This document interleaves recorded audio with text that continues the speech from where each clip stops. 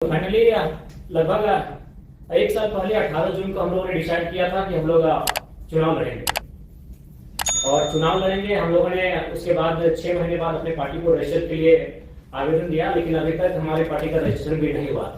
और बाकायदा हम लोग एक साल के कम समय में चुनाव लड़े और बहुत दमदार तरीके से चुनाव लड़े। और झारखंड के हिस्ट्री में फर्स्ट टाइम कोई इंडिपेंडेंट कैंडिडेट 27% मतलब वोट लेके आया।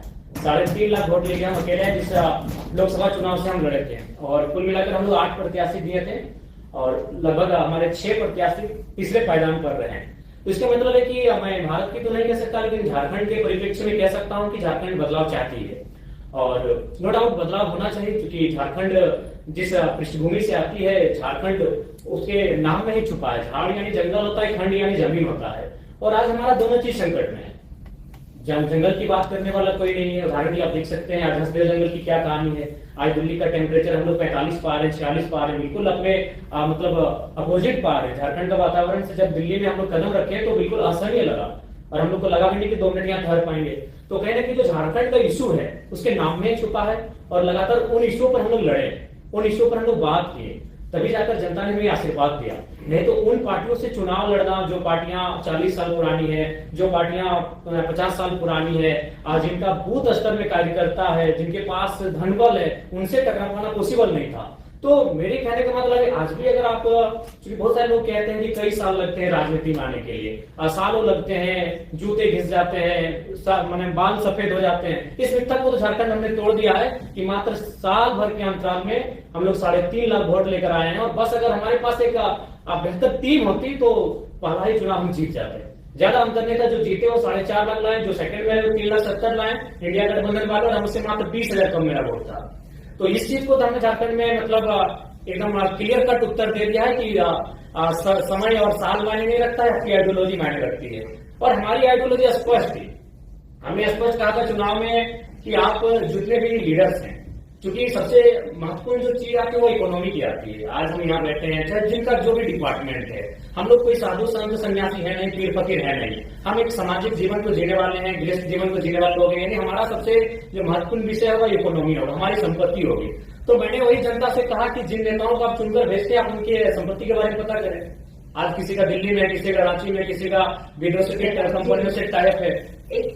आपकी बात बनाई भी है, इतना यूज भी है, तो उसके बारे में आपको क्या लगता है? मेरी भी आशा है कि आप जैसे और लोग चुनाव जीते। हमें जरूरत है, इस बार सिर्फ 7 इंडिपेंडेंट कैंडिडेट हैं। हमें चाहिए कि एक स्ट्रॉन्ग डेमोक्रेसी के लिए और आए, क्योंकि आप मुद्दे उठा रहे हैं जो रेलेवेंट मुद्दे हैं। पर ये मुद्दे क्या सिर्फ मर्दों के हैं?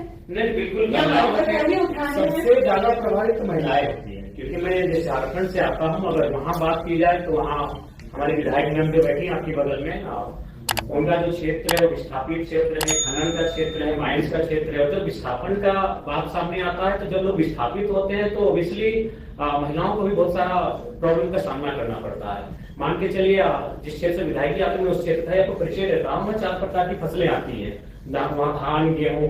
तो महिलाएं जब अगर विस्थापित ना होती है, क्योंकि झारखंड वाला बात करें तो आपको विस्थापन की बात करनी होगी, आपको माइंस की बात करनी होगी। जो लोग यहाँ बैठे हैं और इसलिए आप झारखंड को जानते हैं मिनरल्स के लिए, और नो डाउट हम लोग देते हैं 27% कोयला देते हैं और 40% खरीद देते हैं। तो अगर हम विस्थापन जब ना होता है तो उस समय महिलाओं की भागीदारी होती है, खेती के माध्यम से हो, साग सब्जी के माध्यम से हो, यानी महिलाओं की परस्पर भागीदारी होती है। अगर पुरुष खेत को जोतने का काम करते हैं तो महिलाएं वहां धान उगाने का काम करती है, उसको रोपने का काम करती है। और फिर महिलाएं जब धान को काटती है पुरुष को खेत कर लेकर आते हैं, यानी 50-50% होता है। जब खेत हमारे पास होते हैं तो हमारे पास जो महिलाओं की भागीदारी होती है 50% होती है। लेकिन जब उस क्षेत्र से हम विस्थापित कर जाते हैं, वो क्षेत्र जब गवर्नमेंट किसी परियोजना के लिए ले लेती है तो महिलाएं शून्य हो जाती है, उनके हाथ कट जाते हैं। तो लाइक जब हम लोग न्यू झारखंड की बात करेंगे तो महिलाएं ऑब्वियसली बहुत भारी संख्या में होंगी। और इस चुनाव में हमारे पास जो मेरा वोट बैंक रहा 3.5 लाख, उसमें अगर रेशियो भी देखा जाए तो 60% यूथ थे, बाकी 40% महिलाएं थी। तो कहीं ना कहीं उसमें उस दिशा में हम लोग अच्छा काम किए हैं और महिलाओं को अच्छा कनेक्ट भी किए हैं, क्योंकि महिलाओं ने भी इस समस्याओं को देखा। आज अकॉर्डिंग टू कोरोना के टाइम का जो हमारे पास रिपोर्ट था उसमें 12 लाख झारखंड के प्रवासी मजदूर मिले, और उन प्रवासी मजदूर की जो पीड़ा है महिलाओं ने भी घर बैठकर देखा कि दिवाली है, होली है या ईद है, उनके बेटे उन्हें प्रदेशों से बधाई भेजते हैं, उनके बेटे उनको विदेशों से बैठ के बधाई भेजते हैं। तो कहीं ना कहीं हमने उनको कनेक्ट किया। उन मुद्दों से महिलाओं को भी हमने कनेक्ट किया, इसलिए महिलाएं भी खुलकर आई और हमारे पक्ष में मतदान किए। और हम लोग आशा करते हैं, क्योंकि हम लोग बार बार कहे हम लोग एक लर्नर हैं और आज इस कॉन्फ्रेंस हॉल में हम लोग भी कुछ सीखने के लिए आए हैं। मैं आपको बताना चाहूंगा, मेरे गिरिडीह लोकसभा में 2261 बूथ हैं। हमको लगता है कि 1200 से 1300 बूथ में हमारा बूथ एजेंट बैठा था, 1000 बूथ में तो हमारा एजेंट नहीं बैठा था, और फिर भी हम लोग वोट गेन करके आए।